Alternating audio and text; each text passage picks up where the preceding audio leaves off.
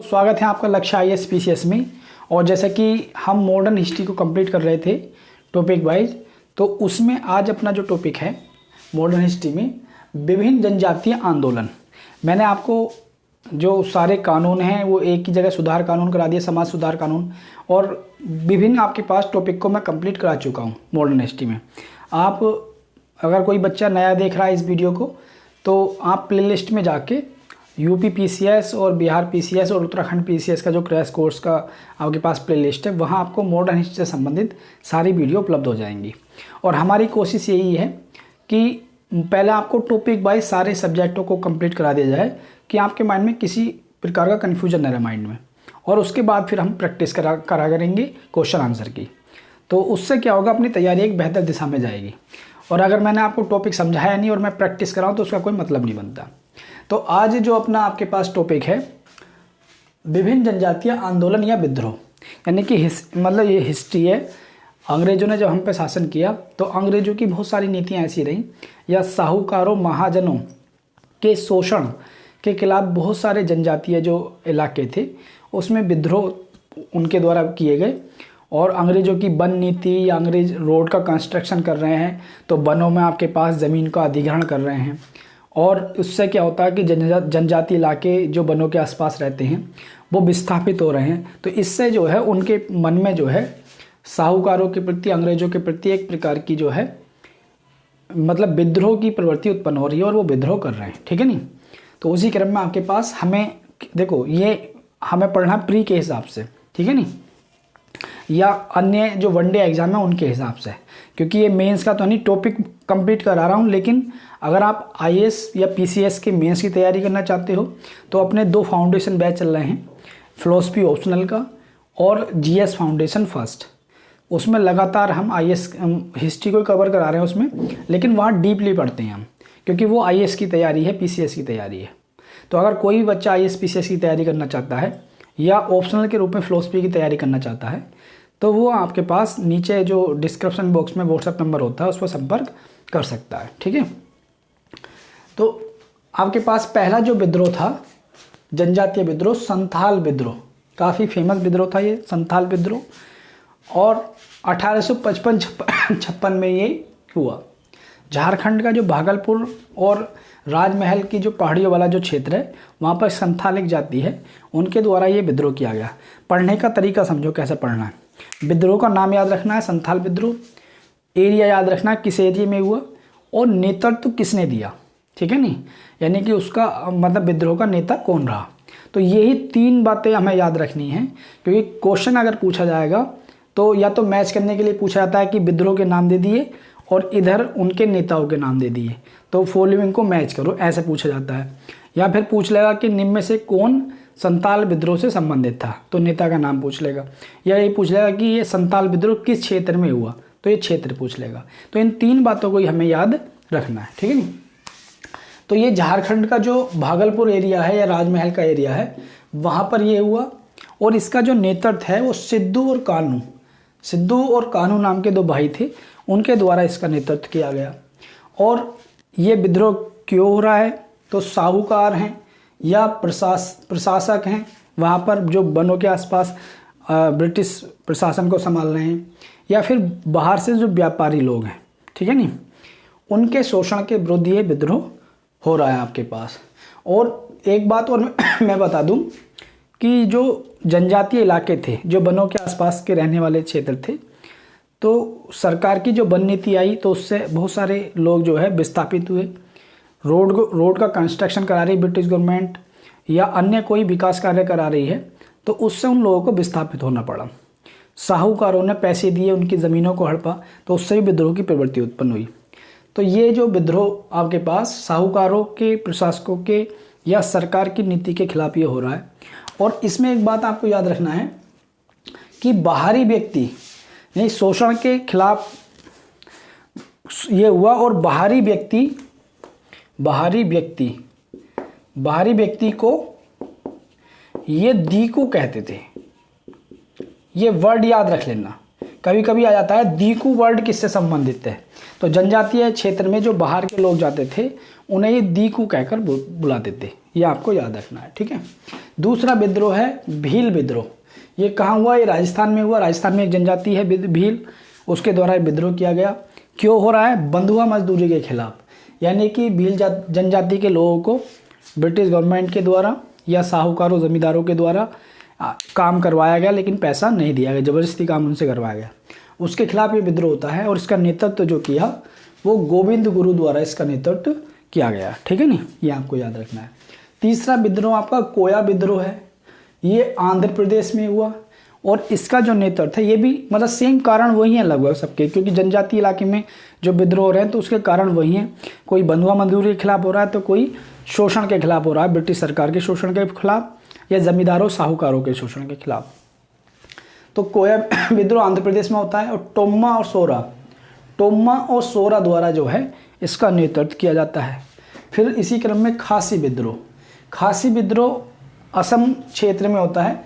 ये वैसे खासी जनजाति जो है मेघालय की है, लेकिन पहले जब ये इलाका था ये असम के अंतर्गत ही शामिल होता था। तो ये खासी विद्रोह असम में आपके पास हो रहा है, बंधुआ मजदूरी के खिलाफ है ये। और इसका जो नेतृत्व है वो तीरथ सिंह द्वारा इसका नेतृत्व किया गया, ठीक है नी, ये आपको याद रखना है। उसके बाद ताना भगत आंदोलन कहाँ आपके पास हुआ? ये आपका झारखंड का छोटा नागपुर का जो क्षेत्र है वहाँ पर ये आपके पास आंदोलन हुआ।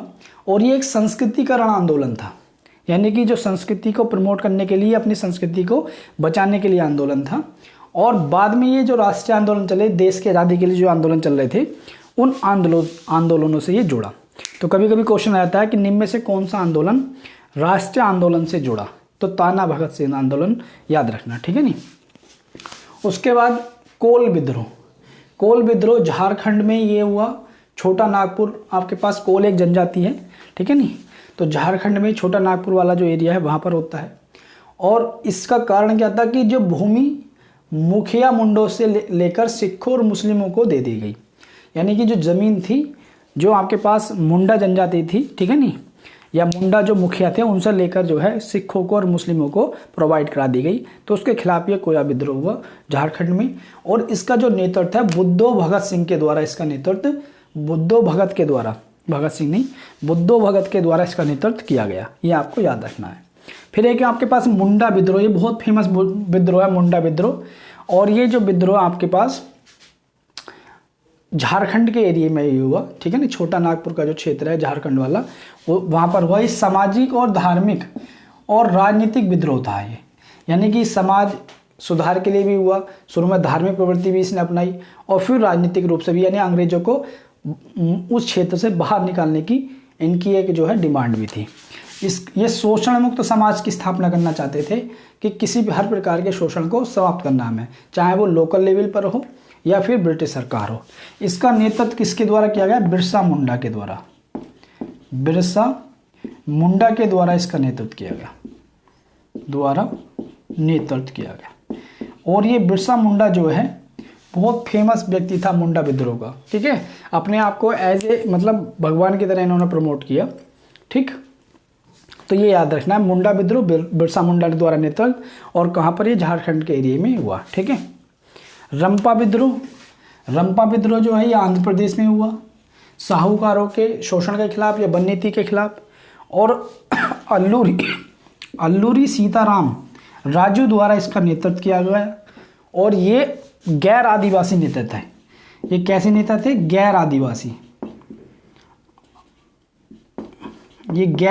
नेता थे, ये भी याद रखना है। कभी कभी क्वेश्चन आ जाता है कि रंपा विद्रोह का नेतृत्व किस गैर आदिवासी नेता द्वारा किया गया? तो रंपा विद्रोह जो है वहाँ एक रंपा जाति है, ठीक है नी, जनजाति, तो उसमें विद्रोह किया और अल्लूरी सीताराम राजू के द्वारा उसे नेतृत्व दिया गया। ये लेकिन गैर आदिवासी नेता थे, ठीक है नी, आदिवासी नहीं थे। बिरसा मुंडा जो है ये बिल्कुल ध्यान रखना है, ये बहुत मोस्ट इंपॉर्टेंट है। मुंडा विद्रोह बिरसा मुंडा के द्वारा। एक आपके पास आता है जलिया ग्राम आंदोलन। ये कहाँ पर हुआ? मणिपुर में। और ये विद्रोह बहुत ही फेमस रहा क्योंकि जो गांधी जी का सविनय आंदोलन चला था 1930 में, तो ये उस आंदोलन से जुड़ा विद्रोह, शांतिपूर्वक गांधीवादी तरीके से ये विद्रोह हुआ। और इस विद्रोह का नेतृत्व जो है रानी गौडिन्यू द्वारा इसका विद्रोह किया गया और इन्हें रानी की जो उपाधि दी वो जवाहरलाल नेहरू के द्वारा दी गई। ठीक है नहीं, अंग्रेजों ने इन्हें बंदी बना लिया था, लेकिन जब देश आज़ाद हुआ तो जवाहरलाल नेहरू ने इन्हें आपके पास बरी करवाया और इन्हें रानी की उपाधि दी। ठीक है नहीं, तो इस प्रकार से आपके पास, और 1930 में ये गांधीवादी पद्धति से इन्होंने आंदोलन किया और सविनय अवज्ञा आंदोलन से ये जुड़ा। तो क्वेश्चन बन जाता है कि निम्न में से कौन सा विद्रोह गांधी जी के समय सविनय अवज्ञा आंदोलन के साथ साथ चला? तो आपको याद रखना है जलियांवाला आंदोलन। कौन नेतृत्व कर रहा है? रानी गौडिन्यू। ये मात्र 13 वर्ष की बच्ची थी। इनके भाई ने पहले विद्रोह को शुरू किया हरका आंदोलन के नाम से, और फिर उन्हें फांसी पर चढ़ा दिया गया अंग्रेजों के द्वारा। तो इस 13 साल की बच्ची ने फिर आंदोलन का नेतृत्व किया और इन्हें बंदी बना लिया गया अंग्रेजों के द्वारा। और जब देश आज़ाद हुआ तो जवाहरलाल नेहरू ने जाकर इन्हें बरी कराया और इन्हें रानी की उपाधि दी। तो ये सारी बातें आपको याद रखनी है।